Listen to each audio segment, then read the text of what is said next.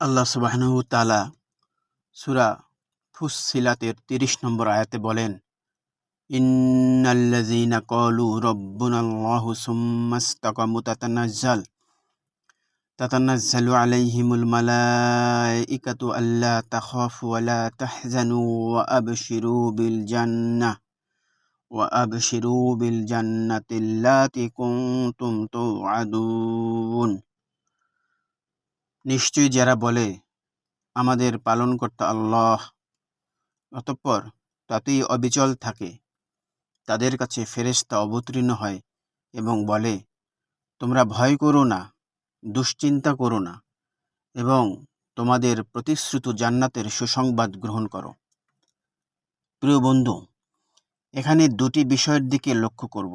এক হলো রব্বুনাল্লাহ, অর্থাৎ আল্লাহই আমার রব, এবং দ্বিতীয় হলো সুম্মাস্তাকম, অর্থাৎ আল্লাহ যে আমার রব, এই ঘোষণার উপর মরণ পর্যন্ত অটল থাকা।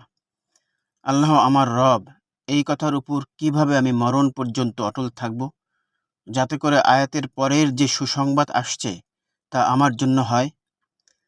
আমি যদি মরণ পর্যন্ত আল্লাহই আমার রব, আল্লাহই আমার রব, আল্লাহই আমার রব এই কথা বলতেই থাকি আর বলতেই থাকি এবং এভাবে আমার মরণ চলে আসে, তাহলে কি আমি ওই সুসংবাদের অংশীদার হব?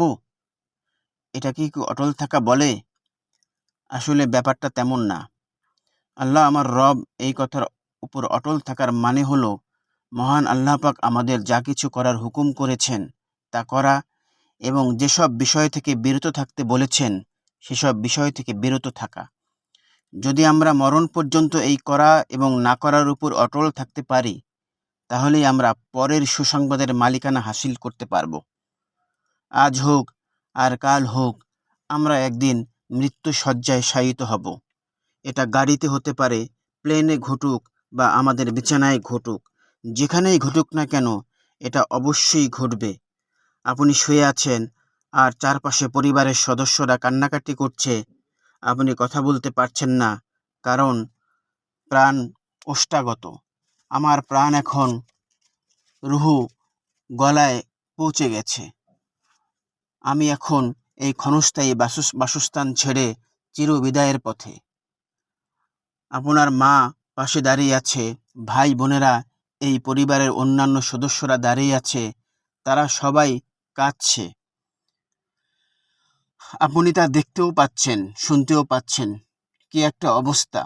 সব কিছু বোঝার পরেও আপনি শত চেষ্টা করেও কোনো রকম শব্দ করতে পারছেন না, অথবা আপনি শব্দ করছেন অথচ কেউ তা শুনতে পাচ্ছে না।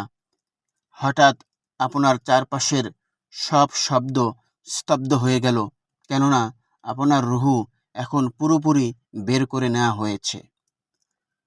ঠিক সে সময় আপনার চোখও খুলে যাবে, অর্থাৎ আপনার এই দুনিয়াবি জাহিরি চোখ বন্ধ হয়ে আসল হাকিকি চোখ অর্থাৎ অন্তরলোক খুলে যাবে। তখন আপনি এমন কিছু দেখতে পাচ্ছেন যা অন্য কেউ দেখতে পাবে না। আপনি দেখতে পেলেন ফেরেশতারা নেমে আসছে।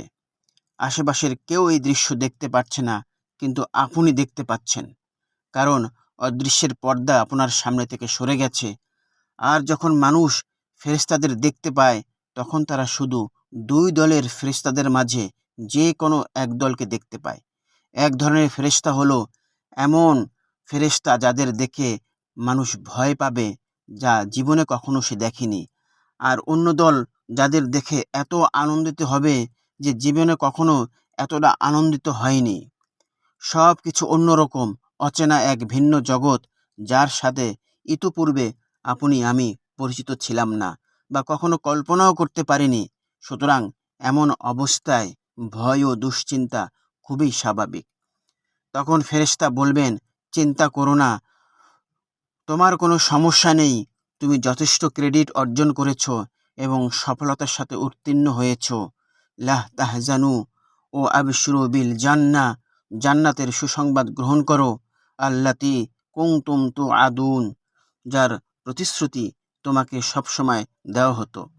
চিন্তা করে দেখুন, মানুষটি মৃত্যু শয্যায়, কথা বলার কোনো শক্তি নেই, কিন্তু ভেতরে ভেতরে তিনি এক চরম আনন্দ পাচ্ছেন যে জীবনে কখনো এমন আনন্দ পাননি, কারণ তিনি মাত্র জান্নাতের গ্যারান্টি পেলেন।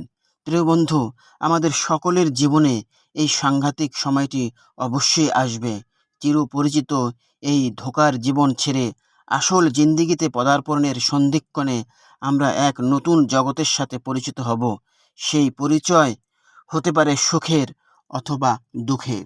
তবে যেমনই হোক না কেন, ওই পরিস্থিতিতে মানুষ হতবিহ্বল হয়ে পড়বে, ভয় ও দুশ্চিন্তা স্বাভাবিক হবে।